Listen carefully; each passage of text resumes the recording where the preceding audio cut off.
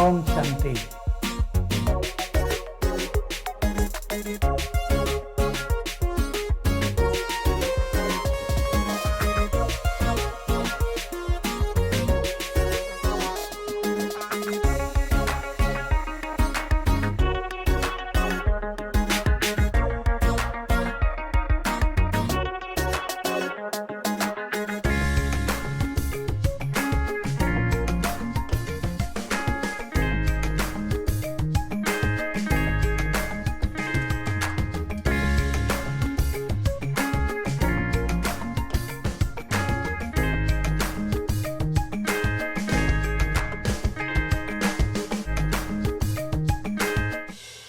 மிக சுவையாக இருக்குது. நன்றி நன்றி.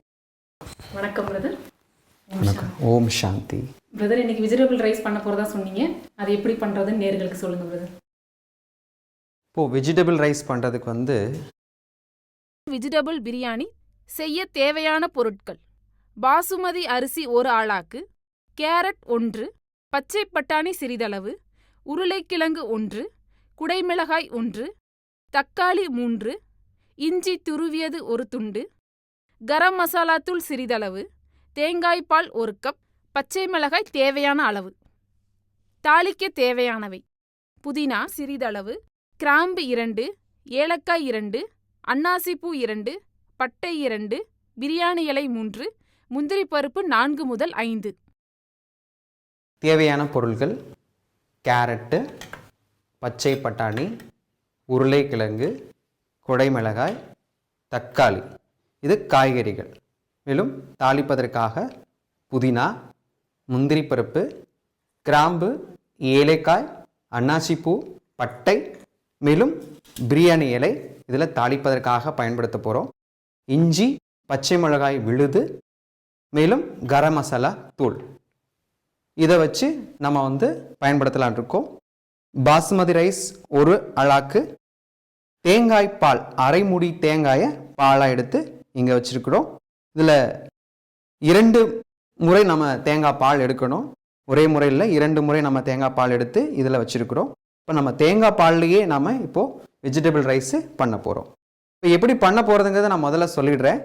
கடாயில் நெய் ஊற்றி இந்த பட்டை கிராமன் சாமான் சம்பந்தமானதை, மேலும் முந்திரி பருப்பு போட்டு நல்லா பொரிச்ச பிறகு புதினாவை நம்ம அதில் போட்டு நல்லா பொரிக்க போகிறோம். பொரிச்சது பிறகு கேரட்டு, பச்சை பட்டாணி, உருளைக்கிழங்கு, மேலும் குடைமிளகாயை போட்டு நன்றாக வதக்கின பிறகு இந்த ரைஸ் கழுவி வச்ச இந்த ரைஸை போட்டு பொரிச்சுக்க போகிறோம். பொரிச்சதுக்கு பிறகு தக்காளி போட்டு ஒரு வதக்கினதுக்கு பிறகு தேவையான அளவு தேங்காய் பால் ஊற்றி இந்த பிரியாணியை நம்ம ரெடி பண்ண போகிறோம். இப்போ குக்கரில் இது நம்ம நேரடியாகவே வச்சிடலாம். இதுக்கு கடாய் தேவையில்லை. இப்போது தேவையான அளவு நெய் ஊற்றிக்கொள்ளலாம்.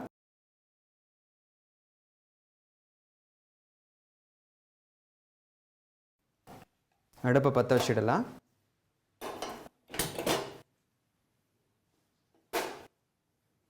இதில் பிரியாணி இலையை பொடிச்சு போட்டுடலாம்.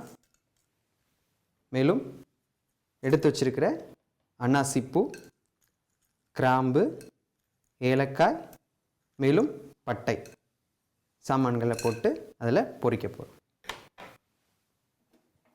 இப்போது பட்டை கிராம்பு சும்மா ஒரு 2 அளவு இருந்தால் போதும். அதாவது 1 கிராம் அளவுக்கு நீங்கள் இதில் போட்டாலே போதுமானது. ஏலக்காய் 2 போட்டால் போதுமானது. பிரியாணி இலை சின்னதாக இருந்தால் 3 போதுமானது.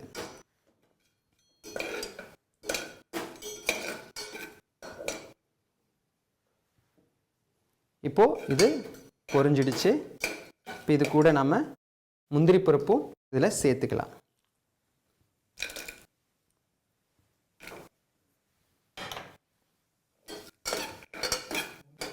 முந்திரி பருப்பு தேவையான அளவுக்கு கொஞ்சமாக டேஸ்ட்டுக்கு ஏற்றாப்பில் சேர்த்துக்கலாம். சேர்க்காமலும் நம்ம இதை செய்யலாம். இது சேர்த்து தான் பண்ணணுங்கிற அவசியம் இல்லை. சேர்த்தா இன்னும் நல்லா டேஸ்ட்டாகவும் இருக்கும். இதை என்ன பதத்தில் வதக்கணும்? முந்திரி பருப்பு பொன்னிறமாக வறுத்தாலே போதுமானது. இப்போ நம்ம இது கூட புதினாவை சேர்க்க போகிறோம்.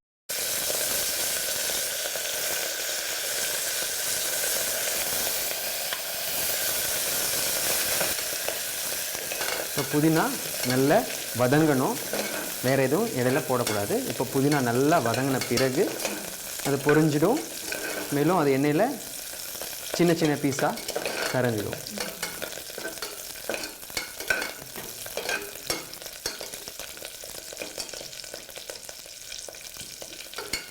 நல்லா பொரிஞ்சிடுச்சு பாருங்கள், மணமாக இருக்குது. பொரிஞ்ச பிறகு கேரட், பச்சை பட்டாணி, உருளைக்கிழங்கு, குடைமிளகாய் நன்றாக இதில் வதக்கணும்.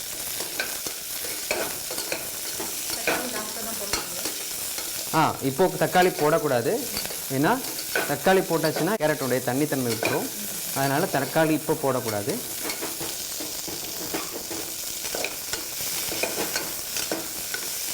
இப்போது நல்ல கேரட்டும் பச்சை பட்டாணி எல்லாமே அழகாக வதங்கிட்டுருக்கு. வதங்கிட்டு இருக்கும்போது கொஞ்சம் கரம் மசாலா தூளை இதில் நம்ம போடும்போது மனம் அதிகமாகும்.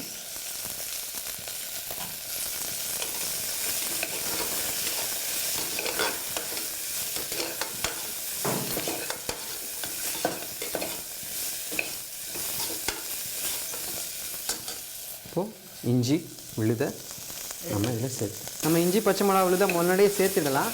ஆனால் நமக்கு காரம் வந்து பச்சை மிளகா மட்டும்தான் இருக்கிறதுனால நம்ம கடைசியை சேர்க்கும்போது அதனுடைய காரம் முழுமையாக இருக்கும். எண்ணெயில் நம்ம முதல்ல பொரிச்சு விட்டோம் அப்படின்னா அதனுடைய காரம் வந்து குறைஞ்சிடும். அதனால் நம்ம கடைசியாக நம்ம இதை போட்டுக்கலாம். இப்போ இது கூட பாசுமதி ரைஸை வந்து நான் இதில் கழுவி வச்ச பாசுமதி ரைஸை நான் இதில் போடுறேன். போட்டு நார்மல் ரைஸ்லையும் பண்ணலாமா? தாராளமாக பண்ணலாம். நான் கழுவி அதை ஊற வச்சுருக்கணும். இது வந்து வேகிறதுக்கு கொஞ்சம் வேகமாக வந்துடும். ஆனால் நார்மல் ரைஸ் வந்து வேகிறது கொஞ்சம் லேட் ஆகுறங்கிறனால அதை கழுவி கொஞ்சம் நேரம் 10 நிமிஷம் ஊற வச்சுட்டு நம்ம செஞ்சோம் அப்படின்னா அது நல்லாயிருக்கும்.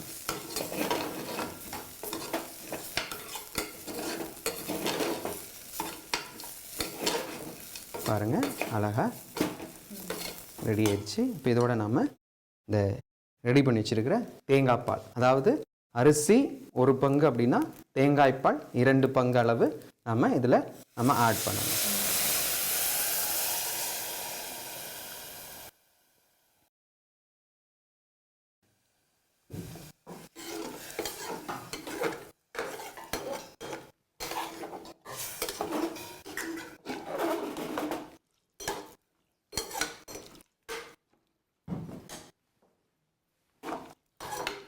இப்போது இதில் வந்து கொஞ்சம்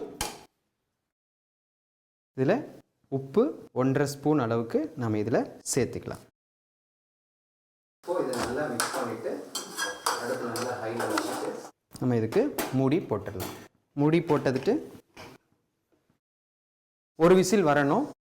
விசில் வந்த பிறகு நம்ம ஸ்லோ பண்ணிடணும். அடுப்பை ஸ்லோ பண்ணிட்டோம் அப்படின்னா ஸ்லோ பண்ணிவிட்டு 1 நிமிஷத்தில் இந்த அடுப்பை ஆஃப் பண்ணிடலாம். இப்போ காற்று முழுவதும் இறங்கினதுக்கு பிறகு நம்ம இந்த பிரியாணியை எடுத்து நம்ம சாப்பிட்றதுக்கு பரிமாறிக்கொள்றதுக்கு பயன்படுத்திக்கலாம். இப்போ நம்ம ஸ்லோ பண்ணிட்டோம். 1 நிமிஷத்தில் இந்த அடுப்பை ஆஃப் பண்ணிடலாம். அப்புறம் நமக்கு சுவையான பிரியாணி ரெடி. இப்போது நம்ம குக்கரை ஆஃப் பண்ணிட்டோம். இந்த காற்று முழுவதும் வெளியேறதுக்கு குறைஞ்சது 10 நிமிஷமாவது ஆகும். ஆனால் இந்த சாப்பாடை 3 பேர் தாராளமாக சாப்பிடலாம். ஒரு சின்ன குடும்பம் இந்த ஊரலாக்கு பாசுமதி ரைஸ் கொண்ட இந்த வெஜிடபிள் ரைஸை நம்ம சாப்பிடலாம். பிரதர், உங்களுடைய இந்த வெஜிடபிள் பிரியாணி சாப்பிடுவதற்காக 2 ஸ்பெஷல் கெஸ்ட் வந்திருக்காங்க. கஸ்டம் சூப்பரண்டன்ட் ரவி அவர்களும் டாக்டர் சுந்தரலிங்கம் அவர்களும். அவங்களை வெல்கம் பண்ணலாமா பிரதர்? தாராளமாக வெல்கம் பண்ணலாம். Welcome brother. Welcome brother. Brother, வீடே கமகமக்கக்கூடிய அந்த வெஜிடபிள் பிரியாணி இப்போ நீங்கள் டேஸ்ட் பண்ணி சொல்லுங்கள் எங்களுக்கு.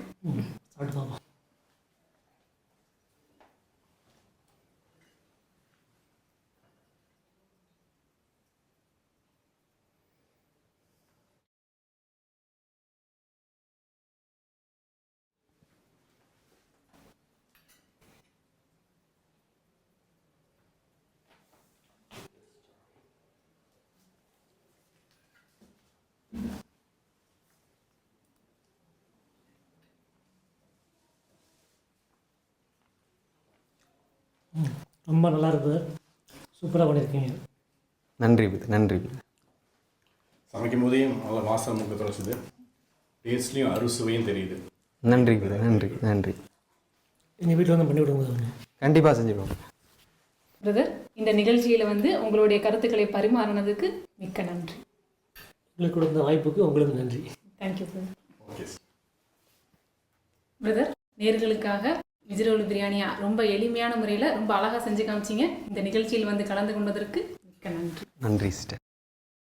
வெஜிடபிள் பிரியாணி செய்முறை: குக்கரில் நெய் ஊற்றி, நெய் சூடானவுடன் பிரியாணி இலை, அன்னாசிப்பூ, கிராம்பு, ஏலக்காய், பட்டை ஆகியவற்றை போட்டு நன்றாக வதக்கவும்.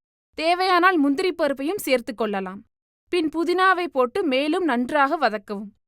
அதன் பின் கேரட், பச்சை பட்டாணி, உருளைக்கிழங்கு மற்றும் குடைமிளகாய் ஆகியவற்றை போட்டு வதக்கவும். பின் சிறிதளவு கரம் மசாலா தூள், இஞ்சி மற்றும் பச்சை மிளகாய் சேர்த்து கிண்டவும்.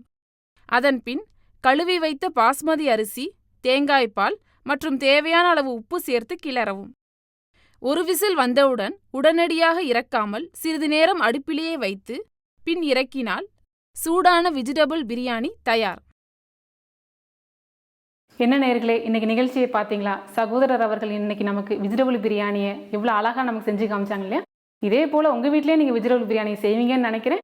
இதே போல் மற்றொரு ரெசிபியில் உங்களை சந்திக்கும் வரை நன்றி கூறி விடைபெறுகிறேன். நன்றி, வணக்கம்.